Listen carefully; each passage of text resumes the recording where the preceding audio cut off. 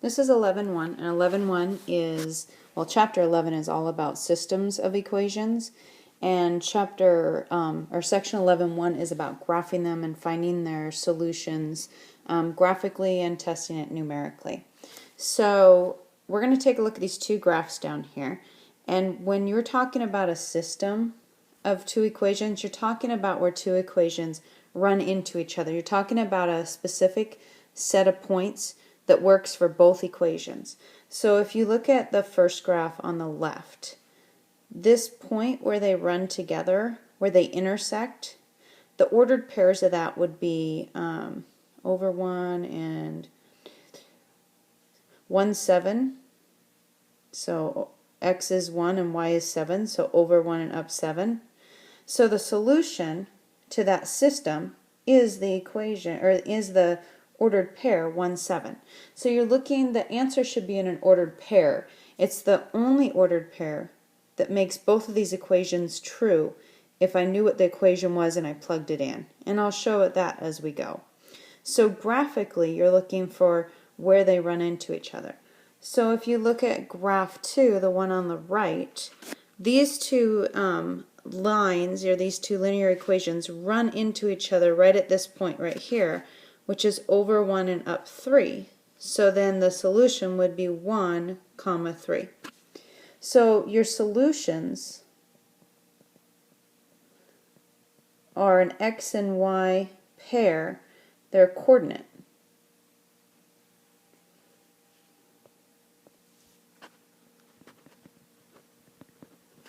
You're looking for an ordered pair.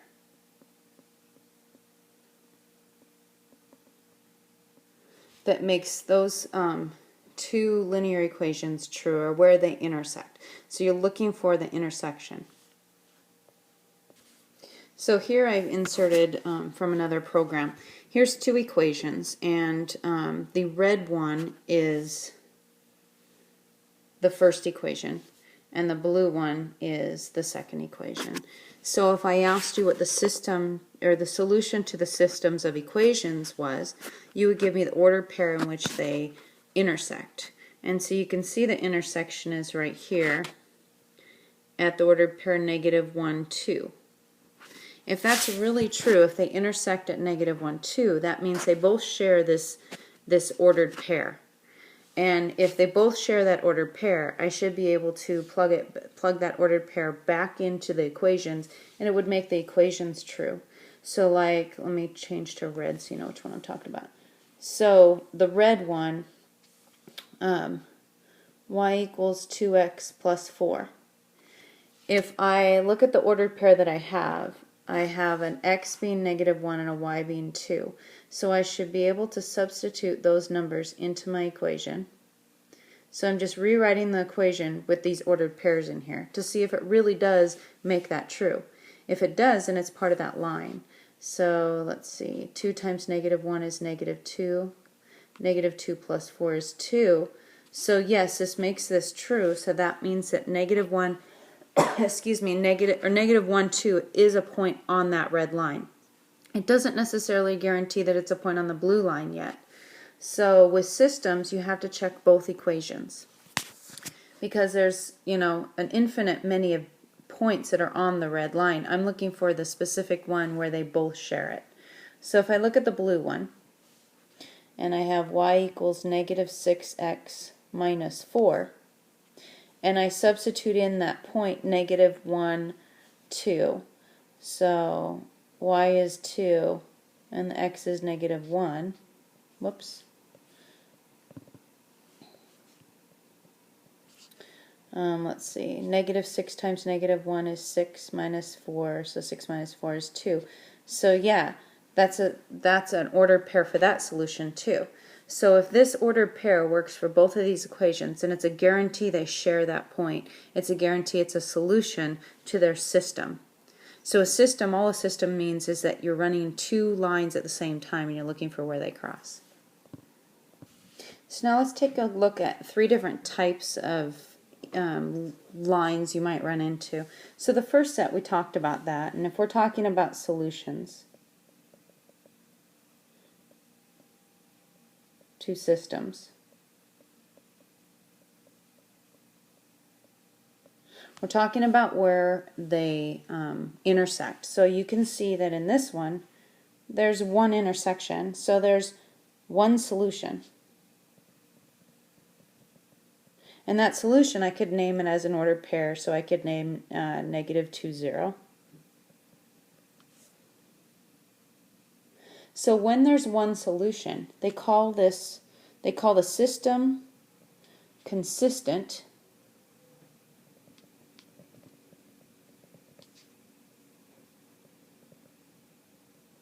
and they call the equation independent.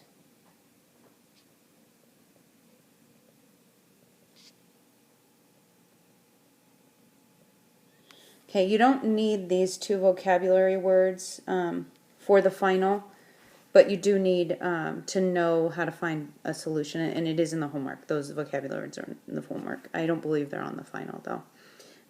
So what that means for the second graph is take a look at the two parallel lines on the graph in the center. They don't cross at all. So this one has no solutions. So there's no answers to it. They call a no solution, they call it an inconsistent system.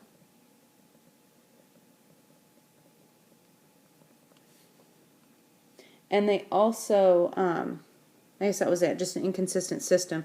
There's not a name for the equations because they don't cross at all. Okay? And then this last one, I tried to draw it right on top of each other. It kind of got I had to overlap just a little bit so that you could see they were both on top of each other. In how many ways do they touch? They touch in infinitely many. And so their solution, their answer, is infinitely many.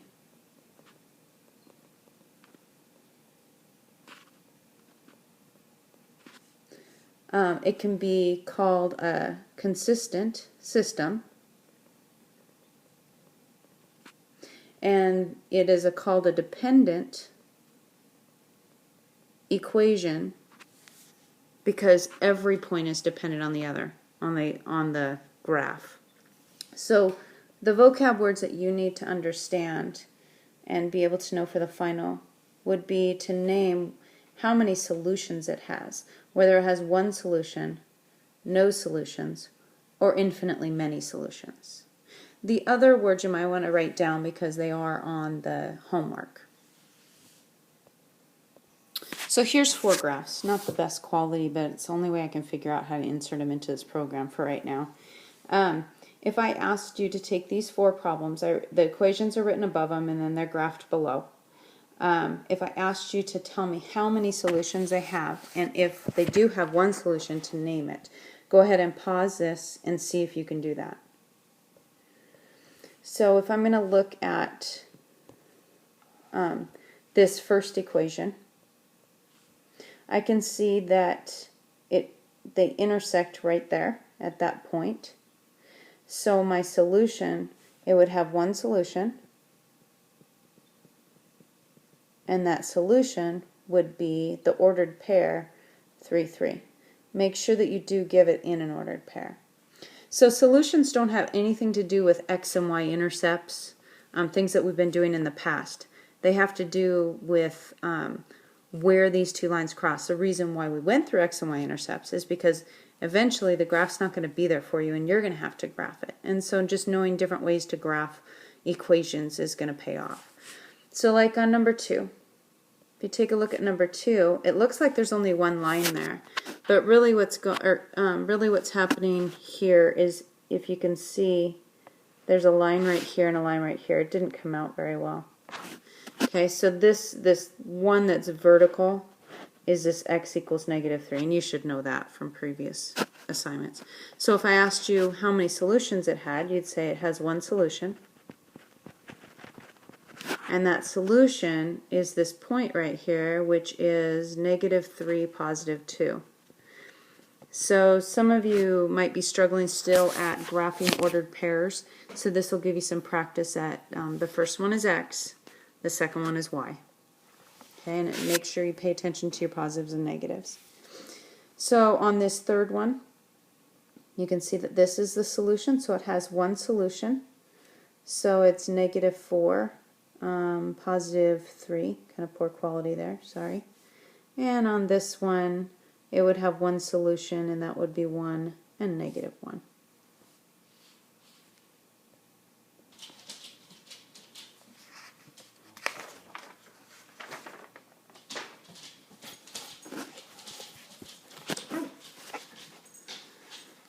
Just get done with your shower. Trying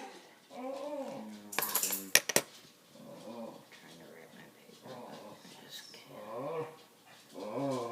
Can't get that last bit out, huh? I see you. I know. He's standing here. Yeah, I know. You're soft. More soft. Just can't get that last bit out. Yeah. Interpret a haiku poem. Do you have your own haiku yet? No. These are due on Monday? Yes. Okay. And then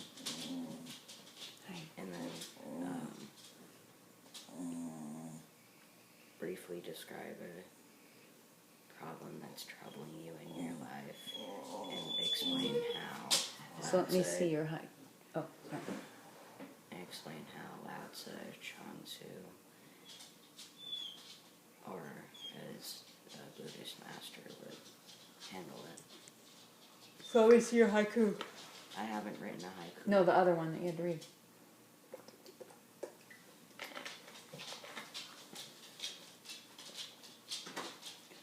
Unless I have to use some haiku terms.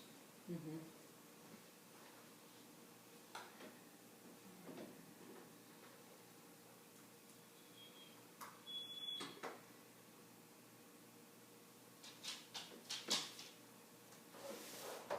Can you run that on here or something so don't scratch up Z table?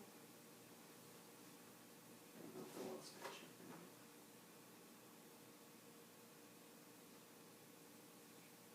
If you want to read it in Japanese, it's right here. Oh, well, thank you. Where's it in English? Right here. That's a haiku. Yes. Getting sick on my journey. My dreams ran out. Run My around. dreams run Withered around. fields. Withered fields. I googled it, but all it came up with was similar translations. That was his translation since he speaks Japanese. And it's supposed to be a story? What is a haiku? I Exactly. don't know. He never told us. How comes when you Google haiku? I don't know. How do you spell it? Haiku.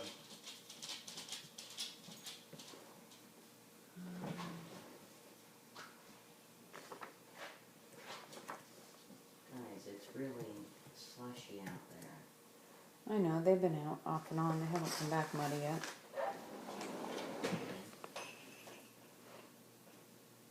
Go on. Go on, you're bugging me.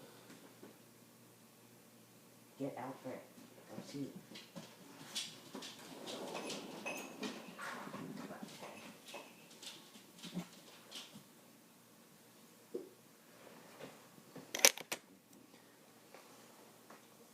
Haikus are short poems that use sensory language to capture a feeling or image. They are often inspired by an element of nature, a moment of beauty, or a poignant experience. Haiku poetry is originally developed, blah, blah, blah. Read on to learn how to write one yourself. Wow, let's read it. Yeah.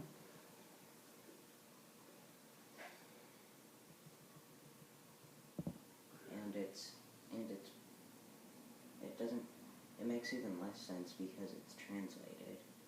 So it just looks like gibberish.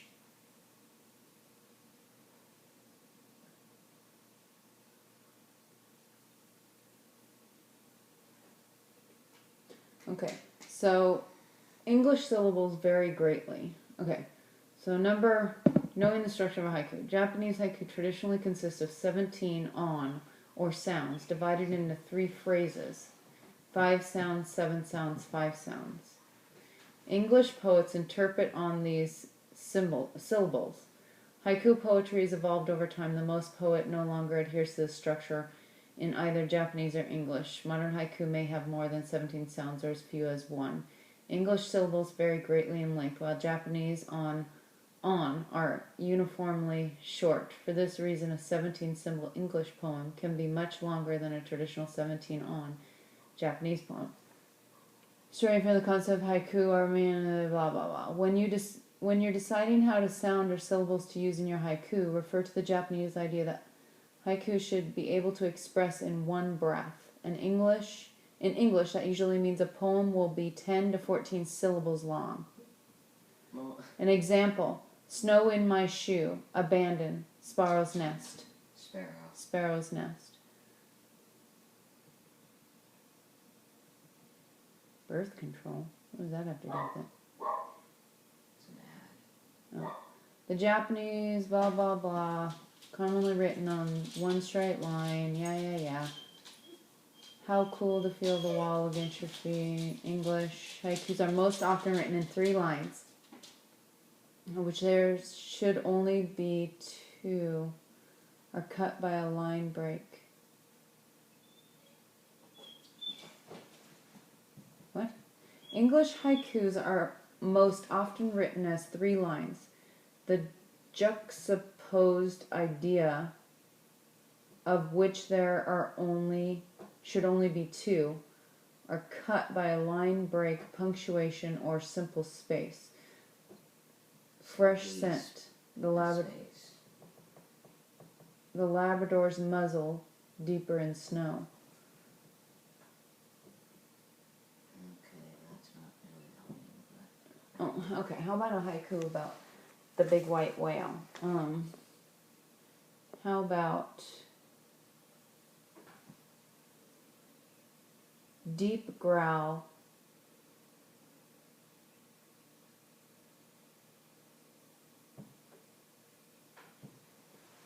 Deep growl. something about playtime. Deep growl. Deep growl, The polar bear's muzzle. Or the polar bear's fur. White as snow.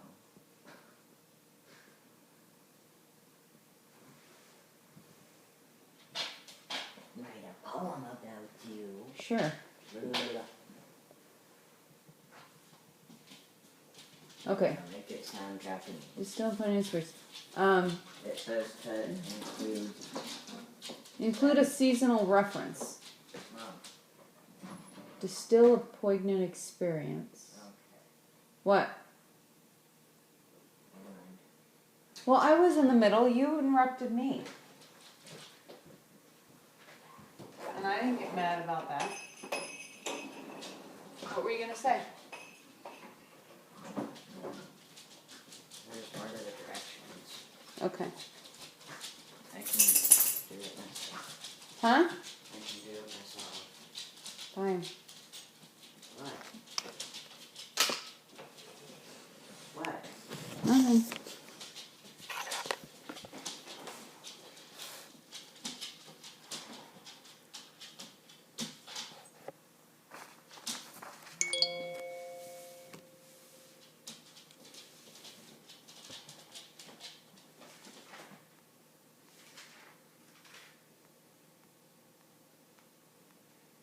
Oh, Jesus, that must take Mom forever to text. If you have anything to add.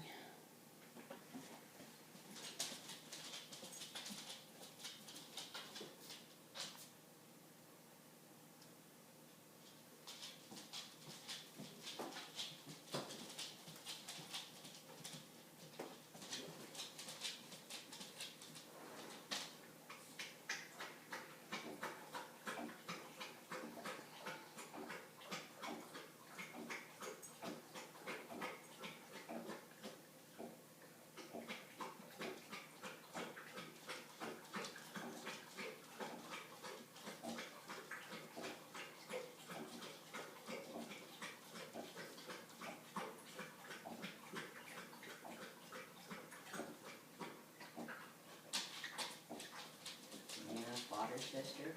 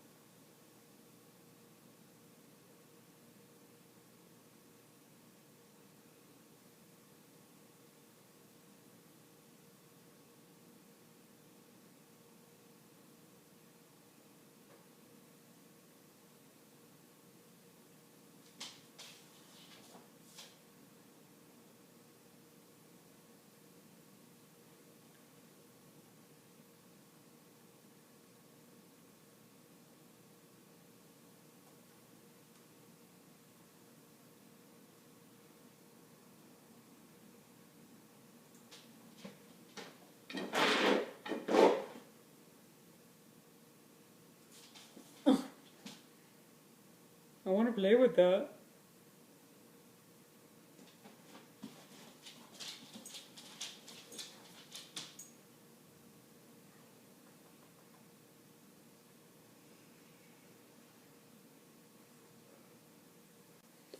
Okay, so let's say I had these two same equations.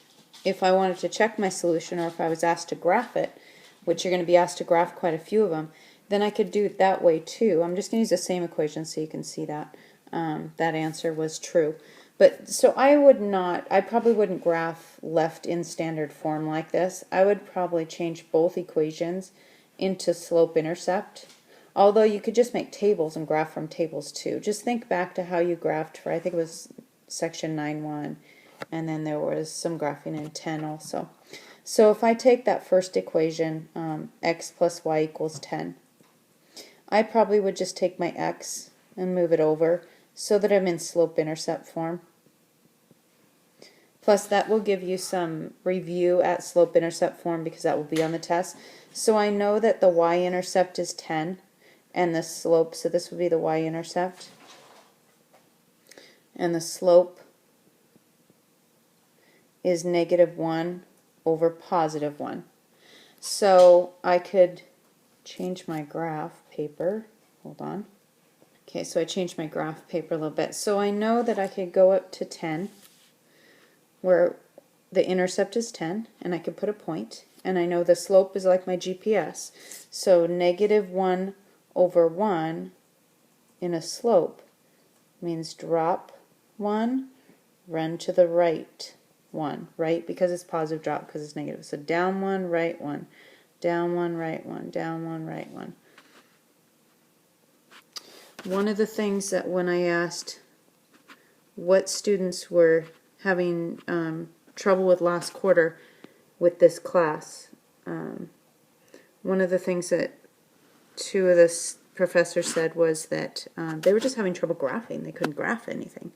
So just practicing that graphing all the way through is going to help. And I wonder if that's because graphing happens at the first part of the 5 weeks, and then after this section, then it's more algebraic.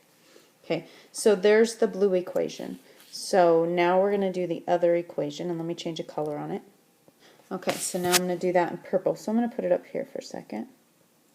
Now again, I could sit there and make a table, but graphing in slope-intercept form is going to be very important to you as you take classes farther in this series. So I want to isolate the y. I could pull the x over to the right-hand side, but then I would have to deal with that -y and divide by -1, which I could do that. But for me, I'm kind of lazy, and it's easier to pull my y over and then pull my 4 over.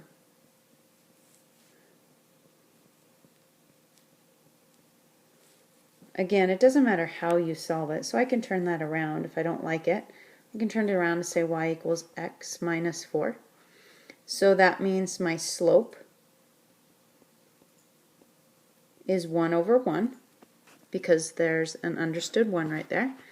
And remember, my y-intercept, I've got to bubble it with that negative in there. So my y-intercept is -4. So I go down to -4 on my y. Darn it, I didn't make my graph big enough. I don't know if, oh, no, it won't let me go down. I would go down to -4, and which is just out of view, and I would make a point, and then I would come up 1 over 1, up 1 over 1, up 1 over 1, and this is where it would come out. Sorry about that. Thought I made it long enough, far enough down. That's what it would look like.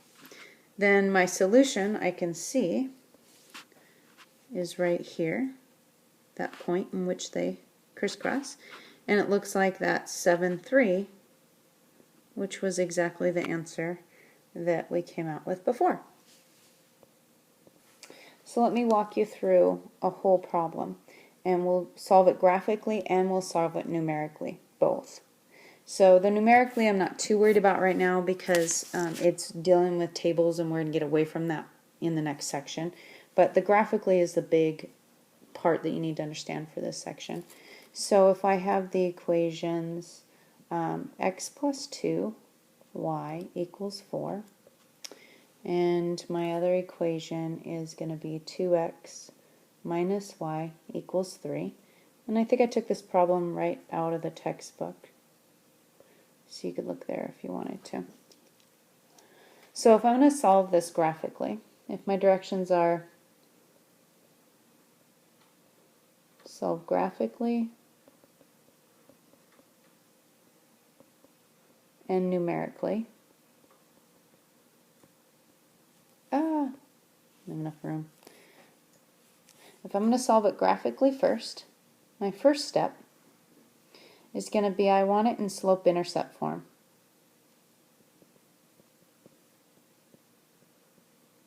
So remember, slope-intercept form is at y equals mx plus b form. So I'm going to take the equation. I'll take the top one first, and I have x plus 2y equals 4. And I'm going to take my x and move it to the other side and get 2y equals negative x plus 4. And then I'm going to divide by 2, and that means that I have to divide this whole thing by 2, so both of those by 2. You have to be careful of that. So y equals negative, you can call it 1/2 x, or you can call it negative x over 2. I like to put a number out there. And then 4 divided by 2 is 2. So once you have it in slope-intercept form, then it's really easy to graph. Okay, but let's not graph it yet. Let's go ahead and solve the other one too. So I'm going to put the other one right here. So 2x minus y equals 3. I'm going to move my y to the other side so that it's positive. And move my 3 to the left to isolate my y. So it ends up being y equals 2x minus 3. Okay, so now I've got them both solved. And that's why it's really important that you take your time on those steps too, because if you solve it wrong there, everything goes wrong when you graph it. So you want to make sure you take your time, double check your signs, making sure positives are where the positives are supposed to be, and vice versa. So I'm going to go ahead and graph the top one, the black one. So it's going to cross at 2, and its slope is going to be down 1, right 2, down 1, right 2, down 1, right 2. I can do it this way. And up 1, back 2. There we go. Okay.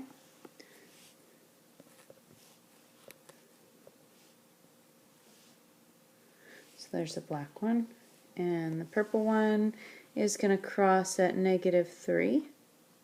And the slope is 2 over 1, so up 2 over 1, up 2 over 1, up 2 over 1, up 2 over 1.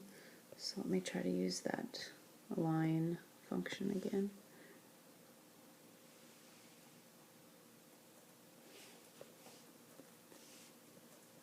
So now you can see the solution is right here, and that point is the ordered pair 2, 1. So this is your answer. The answer is the ordered pair at which they both cross. So solving it graphically is just about putting it into slope-intercept form. And if you get stuck putting it into slope-intercept form, you can always use a table. So let's say all this was gone. Let's say you kept screwing up and you knew you were wrong, but you couldn't figure out where it went wrong. Don't spend a lot of time trying to figure it out. Just make an x and a y table and use your equation that they gave you and solve it. So if x is 0, then there'd be a 0 right here. I divide by 2 and I get y equals 2. So I could go to 0 and 2 and put a dot. And then I'm just making up numbers. So what if x is 2? What if x is 4? Things like that. And so you don't always have to go slope-intercept form. It's a good idea, but if you get stuck, there's always that table form that you can go through. Okay, and the table form is actually how they show in the textbook how to do it numerically. So let's talk about this numeric for a second. So if I'm going to solve it numerically, then I'm going to want to look at the tables. And I actually don't like the way that they do this. And I'm going to use my equations that are already solved for y, just because it's easier to plug values in. But you could use the original equations too. So I'm going to make a table, x and y. When x is 0, y is 2. When x is 2, let's see, negative 1/2 times 2 plus 2. So that would be negative 1 plus 2 is 1. Okay, and I could throw another one in there, 4, and I'm just randomly picking some. Okay, so times 4 plus 2, so negative 1/2 times 4 is negative 2, plus 2 is 0. I could do the same thing over on the other equation and plug in the same x values. So notice that I didn't get the same y value because they're two different lines. The only part that should be exactly the same is where they cross. I plug in 2. 2 times 2 minus 3, that's 1. If I plug in 4, I'm going to get 8. Take away 3 is 4, not 5. Okay, and then you can see that both equations had the exact same ordered pairs at only 2, 1. So that means that the answer is 2, 1, which that's what we found graphically too. So you'd want to put it in an ordered pair, 2, 1. Okay. Numerically, if you ended up graphing them, whoops, that was sloppy. If you ended up graphing them, and maybe they were exactly parallel,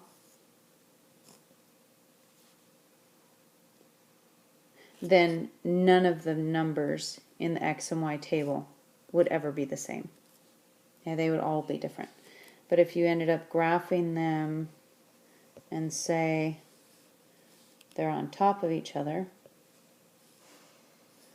then whatever you put in for y, let's say you put, or for x, let's say when x was 1, y was 6, it'd be 1 and 6 over here.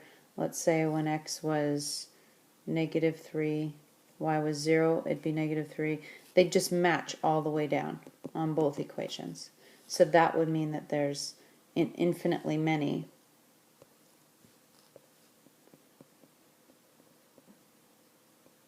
that your solution is infinitely many. So remember, sometimes you can have infinitely many, sometimes you can have one solution and then you got to name the point, and sometimes you can have no solutions. So let's say this was the next problem and it asked you to solve the system. So of course there's two equations, so we would graph those, and let's say it said solve it graphically. They're already in slope-intercept form, so that makes it really nice. The y-intercept, and you might want to pause this and try and graph these two. It'd be good practice for graphing. And this is the slope. And so if my y-intercept is negative 4, I can go down here to negative 4 and put a dot. My slope is negative 5 halves. So if my slope is negative 5, negative 5 halves, that's the same as saying negative 5 over 2 or 5 over negative 2, whichever one I want to use. Well, since I'm at the bottom of my graph right here, I'd really like to go up and over, not down and back, because my graph paper is only so big. So I'm going to go ahead and use this one. So up 5, 1, 2, 3, 4, 5, and backwards 2, because it's a negative 2, back 2. Okay, and so I can connect those.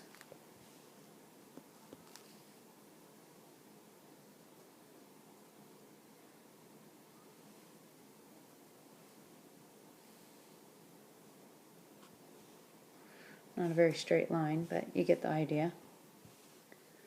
All right, and then I can go to this other equation, and I can say, okay, well that intersects at 2, and it's up 5, back 2.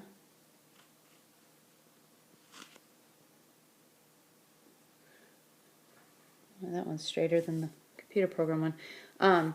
So you can see these are parallel, so what would your answer be? Your answer then would be infinitely, or be no solution. Sorry.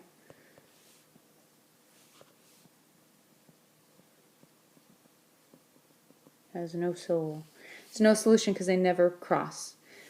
You'll be able to tell it's no solution right away. What is the same on these two equations? The slope. If you notice the slope is the same, they've got to be parallel. Because if the slope is the same and the y-intercept is different, they're parallel. If the slope is the same and the y-intercept is the same, then they're sitting on top of each other. Then they're infinitely many. So let's try another one. So if we take a look at these two, they're not in slope-intercept form. What you can do is you can put them in slope-intercept form, or you can also do it by x and y intercepts. That might be good practice because on the final you'll have to do your x and y intercepts. So let's take a look at that and see if that's easy this time. So if I have 6x minus y equals negative 2, and I want to find the x-intercept, then that means the y is 0. So I place a 0 in for the y, and I solve.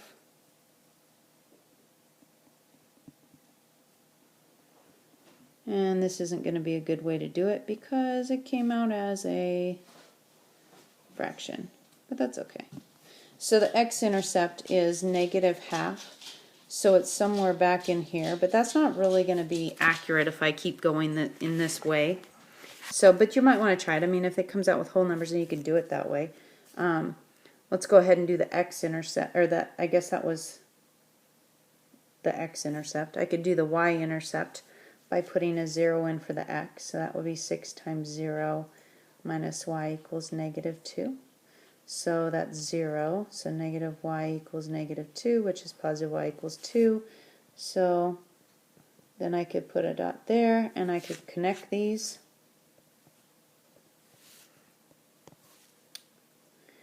And I could try to estimate where the half would be, which is probably not a good idea.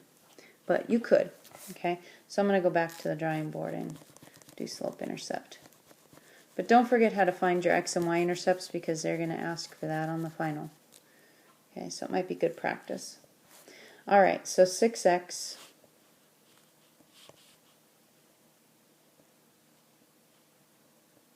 minus y equals negative 2. I'm going to solve for y, so I'm going to pull the y over to the other side. I get 6x equals negative 2 plus y. I'm going to add 2. I get y equals 6x plus 2. So it crosses at 2, and it's a slope of 6. That means up 6 over 1 or down 6 back 1. Either way. 3, 4, 5, 6 back 1. So there's my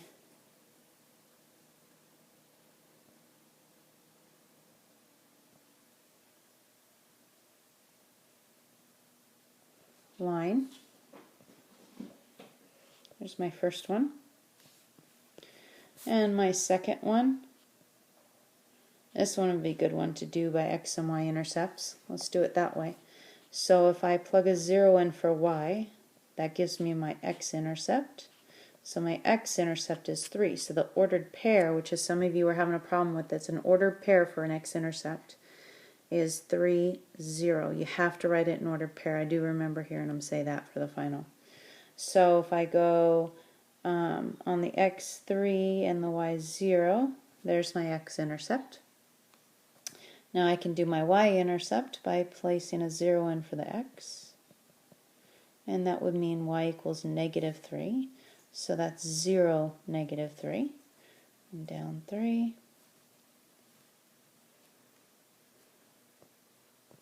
Look at you, that button on up there. There we go. And now you can see the solution is the point negative 1, negative 4. So that becomes your answer. Okay, so that's how you do that section.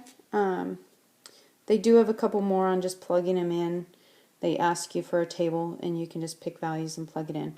Just that as long as you know that what the one solution, no solution, and infinitely many solutions look like. And if there is one solution, you have to name it. And if there is one solution, it works for both equations. It's got to work for both. It can't just work for one.